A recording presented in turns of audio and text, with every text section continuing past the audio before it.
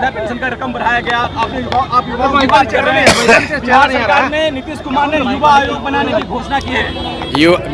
आप बिहार के युवाओं से पूछिए कि वो आयोग चाहता है कि रोजगार चाहता है। बिहार का युवा अब ठगा जाने वाला नहीं है, वो आयोग और घोषणा नहीं चाहता है। नीतीश कुमार ने 2015 में ये वादा किया था कि 18 साल से 35 साल के तक जितने युवा हैं, जब तक उनको नौकरी नहीं मिलेगी, रोजगार नहीं मिलेगा, तब तक उनको 1000 रुपये का हर महीने बेरोजगारी भत्ता मिलेगा। कोई भी युवा से पूछ लीजिए, आज तक 1 रुपया नहीं मिला है। तो युवा आयोग बनाने से कुछ नहीं होगा। आयोग बनाकर नीतीश कुमार के जो 4 चाटुकार मंत्री और अफसर हैं, वो अपने परिवार वालों को वहाँ नौकरी दिलवाएंगे। बिहार का युवा जो बेरोजगार था, वो बेरोजगार ही रहेगा।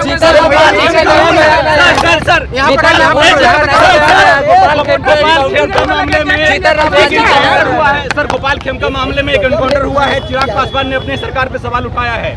भाई, एनकाउंटर हुआ है, अभी ये खबर आई है, उसकी पूरी जानकारी आने दीजिए, तभी उस पर कोई टीका टिप्पणी हो सकती है कि जिसने मारा था उसका इनकाउंटर हुआ है, किन परिस्थितियों में हुआ है। ये तो जब सारी जानकारी आएगी तभी उस पर कोई टीका टिप्पणी हो सकती है। सरकारी नौकरी महिलाओं को अरे किसने ये सब, आप लोग फालतू बात जो है, 2015 में महिलाओं को 30% सरकारी नौकरियों में आरक्षण पहले से है। ये नीतीश कुमार पहले ही क्या घोषणा फिर से दोबारा घोषणा करके बेवकूफ बना रहा है। क्या कहना है प्रशांत जी? बिल्कुल जो वोटर लिस्ट रिवीजन हो रहा है, ये गलत रिवीजन है। हम लोग की मांग है कि लोकसभा में जिस वोटर लिस्ट से चुनाव हुआ था, मोदी जी उसी से चुने गए हैं। तो अगर वो वोटर लिस्ट गलत है तो मोदी जी क्या फिर से अपना उपचुनाव फिर से आएंगे चुनाव में? तो जो, अरे रुको ना भाई, तो खाली सवाल पूछ लो। वोटर लिस्ट में जो संशोधन हो रहा है उसका हम लोग विरोध करते हैं और हम लोग की मांग है कि जो लोकसभा में वोटर लिस्ट इस्तेमाल किया गया था उसको इसी चुनाव आयोग ने बनाया था, सारे जांच परख के बाद बनाया था। उसके आधार पर देश का चुनाव हुआ है, प्रधानमंत्री का चुनाव हुआ है। तो उसी वोटर लिस्ट को माना जाना चाहिए। उसमें अगर किसी की मृत्यु हो गई है, कोई पलायन कर गया है, तो उसका नाम काट दीजिए।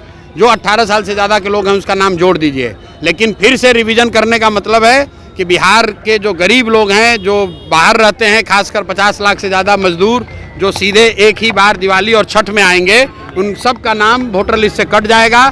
और इसका सीधा फ़ायदा सरकार को होगा, क्योंकि सरकार डरी हुई है कि जो लोग बाहर गए हैं, बिहार की व्यवस्था खराब होने की वजह से बाहर मजदूरी कर रहे हैं, रोजगार कर रहे हैं, वो आएंगे तो एनडीए के खिलाफ वोट देंगे। इसीलिए ये पूरा षड्यंत्र किया गया है।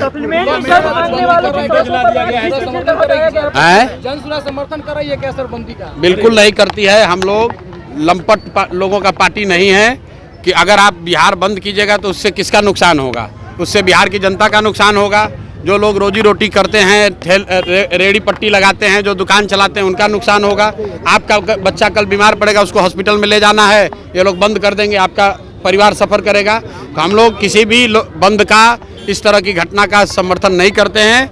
हम लोग इसको लोकतांत्रिक तरीके से लड़ना चाहते हैं, इलेक्शन कमीशन को जाकर अपनी बात रखना चाहते हैं, प्रेस के माध्यम से जनता को बताना चाहते हैं। ज़रूरत पड़ेगी तो कोर्ट में जाकर कोर्ट में लड़ाई लड़ी जाएगी। ये धरना प्रदर्शन बंद करना, इससे समाज का, बिहार का नुकसान है, उससे कोई फायदा नहीं, वो सिर्फ राजनीतिक रोटी सेकने का परिणाम।